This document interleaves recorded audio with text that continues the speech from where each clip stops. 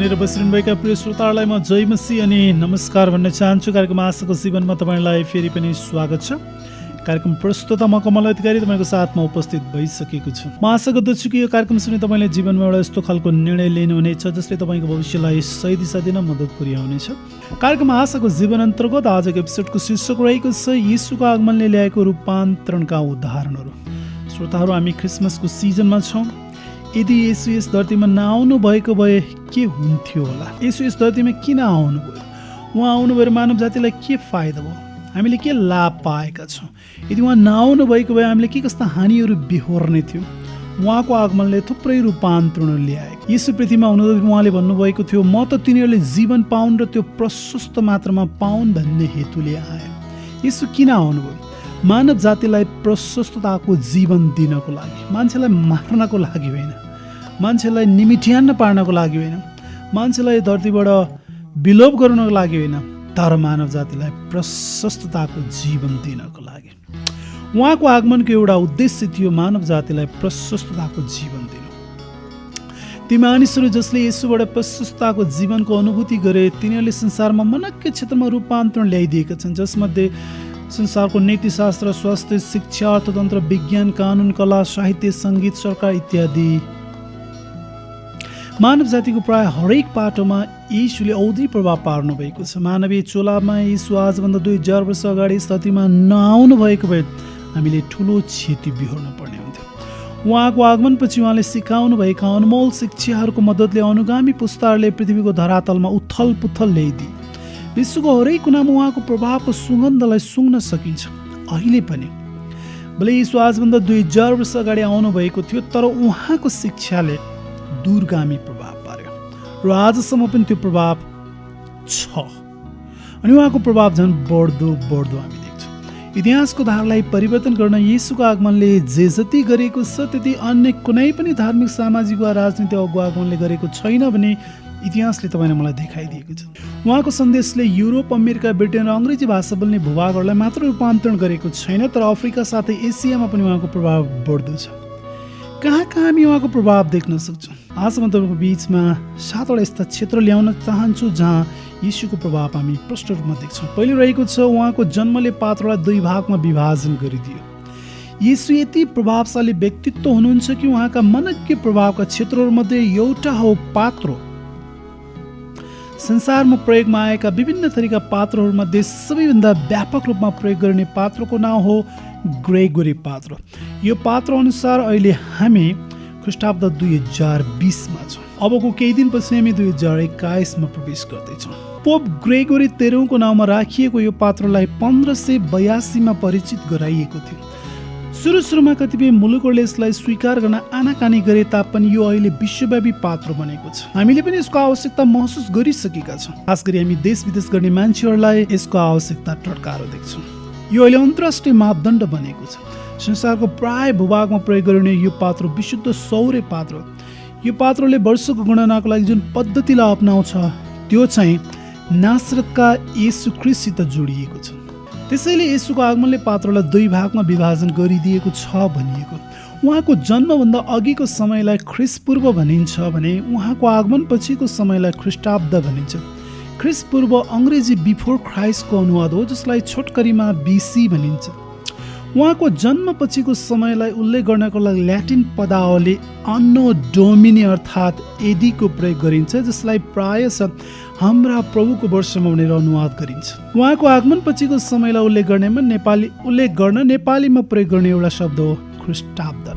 उहाँको जन्म अर्थात् देहधारणले समयलाई रूपान्तरण गरिदियो। मितिको गणनाको लागि सारा संसारले यही पद्धतिलाई पछ्याइरहेको छ। यीशु वास्तवमै प्रभावशाली हुनुहुन्छ। दोस्रो क्षेत्र रहेको छ जहाँ उहाँको आगमनले परिवर्तन ल्यायो, उथलपुथल ल्यायो, त्यो हो दास प्रथाको उन्मूलन। दास प्रथा नेपाल लगायत विश्वका विभिन्न भूभागमा अभ्यास गरिएको एउटा अमानवीय प्रथा थियो, जुन कतिपय ठाउँहरूमा विभिन्न स्वरूपमा अझै पनि कायमै छ। राजा, पुजारी साथै दार्शनिकहरूले यसको अनुमोदन गरेको पाइन्छ। व्यापक रूपमा अभ्यास गरिएको यसको प्रथालाई हटाउन ख्रीष्ट येशूका अनुयायीहरूको योगदानलाई कदापि भुल्नु। प्राचीन संसारमा दास प्रथा यति व्यापक थियो कि येशूको आगमनसम्ममा एथेन्समा मात्रै 75% र पुरै साम्राज्यमा आधाभन्दा बढी दासदासीहरू थिए भनी अनुमान गरिएको छ। अमेरिका पत्ता लगाउने कोलम्बसले त्यहाँ पाइलट टेक्नोलोजी त्यहाँका धेरै आदिवासीहरूले पनि दास प्रथालाई व्यापक रूपमा अभ्यास गर्थे। तर येशूको आगमनपछि उहाँले जे कुरो सिकाउनु भयो अनि उहाँको अनुयायीहरूले जे कुरो सिके त्यसले दास प्रथाको उन्मूलनमा टेवा दिएको। 4औं शताब्दीमा बाँचेका ईश्वर शास्त्री सन्त अगस्टिनले दास प्रथालाई पापको फल र ईश्वरीय योजनाको विपरीत भएको देखे। ख्रिस्ट आउनु हुँदा उहाँले दास प्रथालाई निमित्यान्न पारिसक्नु भएको थियो भने 4औं शताब्दीमा नै प्रखर वक्ता क्रिसोस्टोमले प्रचार गर्यो। 5औं शताब्दीमा आयरल्यान्डमा सन्त प्याट्रिकले दास प्रथाको खरो विरोध गर्यो। अन्ततः 6औं शताब्दीका रोमी सम्राट जस्टिनियनले दासहरूलाई मुक्त गर्न अवरोध गर्ने सबै कानुनलाई निर्मूलन। 12औं शताब्दीमा आइपुग्दा युरोपमा दास प्रथा दुर्लभ बनिसकेको थियो भने 14औं शताब्दीमा यो प्राय अज्ञात भइसक्यो। अमेरिकामा 1865मा दास प्रथा उन्मूलन भए तापनि संसारका विभिन्न मुलुकहरूमा 20औं शताब्दीसम्म यसको अभ्यास कायम। इथियोपियामा 1942 सम्म, साउदी अरबमा 1962 सम्म, पेरुमा 1964 सम्म र हाम्रो छिमेकी मुलुक भारतमा 1976 सम्म दास प्रथा कायमै थियो भने नेपालमा 1925 सम्म यो सक्रिय थियो। सतावटकर्ताबाट सुसमाचारका राजकुमार बनेका प्रेरित पावलले फिलेमोनलाई बाइबलमा बिन्ती गरेका छन् कि तिनका कमारा ओनेसिमसलाई तिनले कमाराको रूपमा नभए प्रिय भाइ जस्तै व्यवहार गर्नुपर्छ। ओनेसिमस आफ्ना मालिक फिलेमोनबाट भागेर गएका कमारा थिए जो तिनी कहाँ फर्कँदै थिए। क्रिस्चियन भएको नाताले हामीले अब सो दास प्रथाको अभ्यास गर्नु हुँदैन भनी पावल मालिक फिलेमोनलाई पत्र लेखेर बिन्ती गर्दैछ। प्रेरित पावलले अर्को एउटा पत्रमा उल्लेख गरेका छन्, अब न कमारा छ न फुक्का, किनभने ख्रिस्ट येशूमा तिमीहरू सबै एउटै हो। ख्रिस्ट येशूमा तपाईँ र म एउटै हौँ, चाहे हामी कमारा हौँ या। अब त्यो विभेद रहेको छ किनकि येशूको आगमनले हामीलाई एउटै जुवामा ल्याइदिएको छ। दास प्रथाको निर्मूलन र जातिभेदको इन्कार दुवैको जरा आदि क्रिस्चियन शिक्षामा गढेका छन्। चाहे दास प्रथा विरुद्ध विलियम विल्बरफोर्सको अभियान होस् या रङ्गभेद विरुद्ध मार्टिन लुथर किङको आन्दोलन होस्, यी सबै नै आदि क्रिस्चियन अभ्यासलाई बिउताउने प्रयत्न मात्र थिए। यदि यस धरतीमा नजन्मनु भएको भए हामीले ठुलो क्षति बेहोर्नु पर्ने हुन्थ्यो। तेस्रो क्षेत्र जहाँ यसले उथल पुथल ल्याउनु भएको छ त्यो हो दया र परोपकार। येशूको आगमन अघिको संसार दया बिनाको संसार थियो। बृहत अनुसन्धानपछि विद्वान मार्टिन न्यूले निष्कर्ष निकालेका छन् कि प्राचीन संसारमा कुनै त्यस्तो सङ्गठनात्मक परोपकारी संस्था थिएन। ख्रिस्ट र बाइबलको आगमनसँगै परोपकारको क्षेत्रमा आमूल रूपान्तरण आयो। मत्ती 25:35-36 येशूले यसरी भन्नुभयो, किनभने म भोकाएको थिएँ तिमीले मलाई खान दियो, म तिर्खाएको थिएँ तिमीले मलाई पिउन दियो, म परदेशी थिएँ तिमीले मलाई आश्रय दियो, नाङ्गै थिएँ तिमीले मलाई वस्त्र लगाइदियो, बिरामी थिएँ तिमीहरू मलाई हेर्न आयो, झ्यालखानामा थिए तिमीहरू म कहाँ आयो। येशूका यी वचनहरू साथै उहाँले भन्नुभएको असल सामरीको दृष्टान्तले मण्डलीको समाजमा औधी प्रभाव पारे। तिनीहरूले येशूको शिक्षालाई जीवनमा उतारे। जाति, धर्म, वर्ग र राष्ट्रियताको भेदभाव नगरी आपद विपदमा परेकाहरूलाई सहायता गर्न आफ्ना अनुयायीहरूलाई प्रेरित गर्ने व्यक्तित्व येशू नै हुनुहुन्थ्यो। सुसमाचारहरू येशूको दयाका उदाहरणहरूले भरिएका छन्। निसन्देह येशू दयाको खानी हुनुहुन्थ्यो। सुरुका क्रिस्चियनहरूका बीचमा एउटा साझा कोष हुन्थ्यो। तिनीहरूले राजी खुसीले यस कोषमा रुपियाँ पैसा दिने गर्थे, जुन एकल महिला, शारीरिक रूपमा दुर्बल, अनाथ, बिरामी, विश्वासको कारण जेलखानामा परेकाहरूलाई सहयोग गर्न प्रयोग गरिन्थ्यो। इतिहासकार विलियम लेकेका अनुसार परोपकारको लागि भनेर हरेक क्रिस्चियनद्वारा आफ्नो आएको 10औं भाग दियोस् भन्ने अपेक्षा गरिन्थ्यो। मिसनरी संस्थाको चारैतिर पुग्दा तिनीहरूले अस्पतालहरूको स्थापना गरे, अनाथालयहरू खोले, बचाउ मिसनहरूको थालनी गरे, धर्मशालाहरू निर्माण गरे, परोपकारी संस्थाहरू खोले, मानव जातिको हितको लागि कानुन परिवर्तन गरे, प्रेमको प्रदर्शनी गरे। हरेक पटक दया कार्यान्वयनमा भएको देख्दा त्यसको श्रेय प्रभु येशू ख्रिस्टलाई जान्छ। चौथो क्षेत्र जहाँ यसले उथल पुथल ल्याउनु भयो त्यो हो लैङ्गिक समानता। यसले लैङ्गिक समानताको पक्षमा वकालत गर्नु। प्राचीन संस्कृतिहरूमा पत्नीलाई उसको पतिको सम्पत्तिको रूपमा हेरिन्थ्यो। नारी फुक्का पुरुष र नोकरको बीचतिर पर्छ भनी दार्शनिक अरस्तोले सिकाए। ग्रिस साथै रोमी संसारमा स्त्रीहरूको सामाजिक मूल्य मान्यता ज्यादै निम्न स्तरको भएकोले छोरी जन्मिएको खण्डमा ऊ मरोस् भन्ने हेतुले त्यसै छाडिनु सामान्य अभ्यास थियो। नारीलाई व्यक्तिको रूपमा नभए सम्पत्तिको रूपमा हेरिन्थ्यो। सार्वजनिक धार्मिक जीवनबाट सबै नारी वञ्चित थिए। कुनै पनि कारणले पतिले आफ्नी पत्नीलाई सम्बन्ध विच्छेद गर्न सक्थ्यो, तर कुनै पनि आधारमा पत्नीले सक्दिनथे। नारीसँग धेरै बोल्नेको भाग्य अन्त्यमा नरक हुन्छ भनी सिकाइन्थ्यो। नारीहरू घरमा बस्नु पर्थ्यो, तिनीहरूले घुम्टोले अनुहार ढाक्नु पर्थ्यो र पुरुषहरूसँग बसेर खान पाउँदैनथ्यो। चाड पर्वमा सहभागी हुने तिनीहरूको उत्तरदायित्व थिएन, उनीहरूलाई साधारणतया शिक्षा दिँदैनथ्यो। तर येशूको जन्म नारी इतिहासमा एउटा निर्णायक मोड साबित भयो। ग्रिक, रोमी र यहुदी स्त्रीहरूको दुरावस्थालाई येशूको प्रकटीकरणले आमूल परिवर्तन गरिदियो। उहाँका क्रियाकलाप र शिक्षाले स्त्रीहरूलाई नयाँ उचाइ प्रदान गरे। सामाजिक रूपमा, बौद्धिक रूपमा र आत्मिक रूपमा स्त्रीहरू पुरुषहरूको तुलनामा कनिष्ठ हुन्छन् भन्ने मान्यताले येशूले स्वीकार गर्नु भएन। वास्तवमा येशू नारीहरूको महान मित्र हुनुहुन्थ्यो। तत्कालीन समाजको मूल्य मान्यताको विपरीत भए तापनि उहाँले स्त्रीहरूसँग सार्वजनिक रूपमा बातचित गर्नुभयो। तिनीहरूलाई ईश्वर शास्त्रका गहन शिक्षाहरू सिकाउनु भयो। तिनीहरूलाई आफ्नो समूहमा हिँड्ने अनुमति दिनुभयो। 4वटा सुसमाचारमा अभिलेखित भए अनुसार स्त्रीसँगको हरेक जम्का भेटमा येशूले त्यो समयको रीतिरिवाजको व्यवस्था गरिदिनु भयो। स्त्रीहरूप्रति हाम्रो धारणाको निम्ति येशू सर्वोत्तम नमुना मात्र हुनुहुन्न, तर उहाँ सर्वाधिक आधिकारिक पनि हुन्छ। येशू यस धरतीमा जन्मेर मानव जातिलाई के फाइदा भएको छ? उहाँ नजन्मनु भएको भए के गाह्रो हुन्थ्यो? इतिहास पढ्ने व्यक्तिलाई थाहा छ कि येशूको शिक्षाको कारणले गर्दा के कस्ता रूपान्तरण आयो भनेर।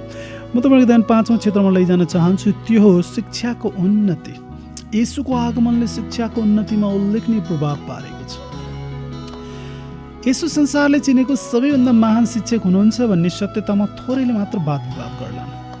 मर्कुस 1:22 बाइबलमा लेखिएको छ, तिनीहरू उहाँका शिक्षामा चकित भयो किनकि उहाँले तिनीहरूलाई शास्त्रीहरूले जस्तो होइन तर अधिकारसँग सिकाउनु भयो। येशूले यसरी सिकाउनु भयो कि उहाँलाई पछ्याउनेहरूले अरूलाई पछ्याउन सक्नु, अरूलाई सिकाउन सक्नु, अरूलाई सिकाउनु पर्छ भन्ने येशूको आज्ञालाई प्रेरितहरूले गम्भीरतापूर्वक लिए। येशू नै ख्रीष्ट हुनुहुन्छ भने सिकाउन र प्रचार गर्न छोडेनन् भने बाइबलमा लेखिएको छ। आदि क्रिस्चियनहरू मूलतः यहुदी पृष्ठभूमिबाट आएका थिए जसले लामो समयदेखि शिक्षालाई महत्त्व दिँदै आएका थिए। प्रेरितहरूको निधन पश्चात शिक्षणले निरन्तरता पाइरह्यो। 16औं शताब्दीमा सुधारवादी अभियानले विश्वव्यापी शिक्षाको लागि मलजल गर्यो। आज स्कुलको अवधारणा निकै सामान्य भइसकेको छ। यसको महत्त्व कसैलाई पनि बताइरहनु पर्दैन होला। सरकारी स्कुलको अवधारणालाई पहिलोपल्ट सुधारवादी मार्टिन लुथरले नै जन्माएका थिए। शिक्षाप्रतिको लगावको कारण क्रिस्चियन मठाश्रमहरूको उदय भएका थिए जसबाट विश्वविद्यालयहरू उदय भयो भने उपलब्ध साक्षीहरूले अङ्कित गर्छन्। चाहे हामीले क्याम्ब्रिजको कुरा गरौँ वा अक्सफोर्डको वा हार्वर्डका कुरा गरौँ, विश्वका ख्यातिप्राप्त यस्ता विश्वविद्यालयहरू येशूको शिक्षाका नतिजा स्वरूप देखिएका शैक्षिक संस्थाहरू। प्रत्येक मानिस परमेश्वरको स्वरूपमा सृष्टि गरिएको छ भन्ने सत्यताले विश्वव्यापी शिक्षाको लागि इन्धन बढ्ने काम गरेको थियो। संसारमा चारैतिर फैलिँदै आएको शिक्षाको ज्योति हाम्रो देशमा नेपालमा पनि आइपुग्यो। 1853मा नेपालमा पहिलो औपचारिक स्कुलको थालनी भयो, यद्यपि यो धनी वर्गको लागि मात्र थियो। 1951मा प्रजातन्त्रको आगमनसँगै शिक्षाको विस्तारले तीव्रता पायो। 2010सम्ममा आइपुग्दा नेपालमा झन्डै 50,000 स्कुल स्थापित भइसकेका थिए। 2011को सरकारी तथ्याङ्क अनुसार नेपालमा करिब 66% जनसङ्ख्या साक्षर छन् र यो सङ्ख्या बढिरहेको छ। यसरी मानिसहरूले येशू ख्रीष्टप्रति जस्तो सुकै दृष्टिकोण राखे तापनि उहाँको हितको प्रभावको हिस्साको रूपमा उदय भएको शिक्षाको ज्योतिले सारा संसारलाई झिलिमिली पारी नेपालका 66% भन्दा बढी मानिसलाई उज्यालोमा हिँड्न मद्दत गरिरहेको छ। 6औं क्षेत्र जहाँ हामी येशूको शिक्षाको रूपान्तरण देख्छौँ त्यो हो अस्पतालहरूको निर्माण। मानव जातिको आत्मिक अवस्थासित मात्र येशूले सरोकार राख्नु भएन, तर उसको शारीरिक अवस्थासित पनि येशूले सरोकार राख्नु भएको छ। मत्ती 25:36मा येशूले भन्नुभएको छ, म बिरामी थिएँ, तिमीहरू मलाई हेर्न आयो। येशूका यी वचनहरू इतिहासमा वास्तवमै प्रभावशाली ठहरिए। येशूले सिकाउनका अतिरिक्त बिरामीहरूलाई दया पनि देखाउनुहुन्थ्यो। उहाँले धेरै रोगीहरूलाई निको पार्नुभयो अनि येशू मानिसहरूमा भएका हरेक किसिमका रोग र शारीरिक दुर्बलता निको पार्दै सारा गालिलभरि घुम्नुभयो भनेर बाइबलमा लेखिएको छ। वास्तवमा येशू सर्वाङ्गीण चङ्गाइकर्ता हुनुहुन्थ्यो। इतिहासले हामीलाई बताउँछ कि आदि क्रिस्चियनहरूले गर्भपतन, शिशु हत्या जस्ता अमानवीय अभ्यासको विरोध मात्रै गरेनन्, तर जनसुकै जाति, धर्म वा वर्गका मानिसहरूलाई हेरचाह पनि गरे।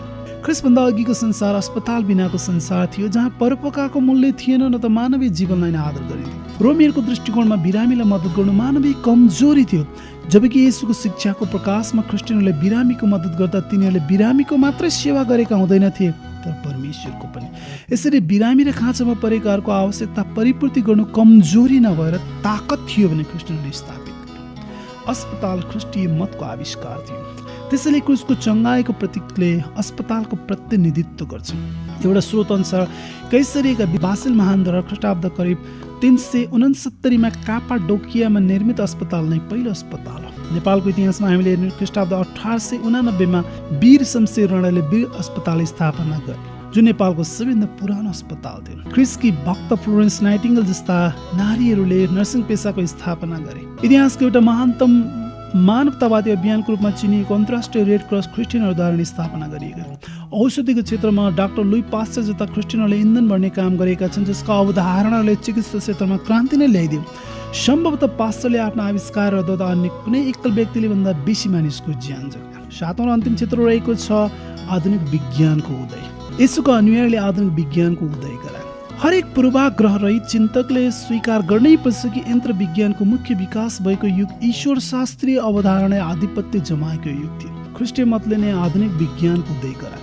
16औं शताब्दीमा सुधारवादी अभियानसँगै वैज्ञानिक क्रान्तिको थालनी भएको थियो र वैज्ञानिक आविष्कारको विकासमा बाइबलले महत्त्वपूर्ण भूमिका निर्वाह गरे। विज्ञानको प्रत्येक मुख्य शाखा बाइबल विश्वास गर्ने ख्रिस्टियनहरूद्वारा नै विकास गरियो। सारमा बाइबलले नै विज्ञान जन्मायो। विज्ञानको इतिहासलाई पूर्वाग्रह रहित दृष्टिकोणबाट हेर्ने हो भने छर्लङ्ग हुन्छ कि आधुनिक विज्ञान ख्रिस्टीय मतको आविष्कार। विज्ञान मानव जातिको लागि स्वाभाविक कुरो होइन।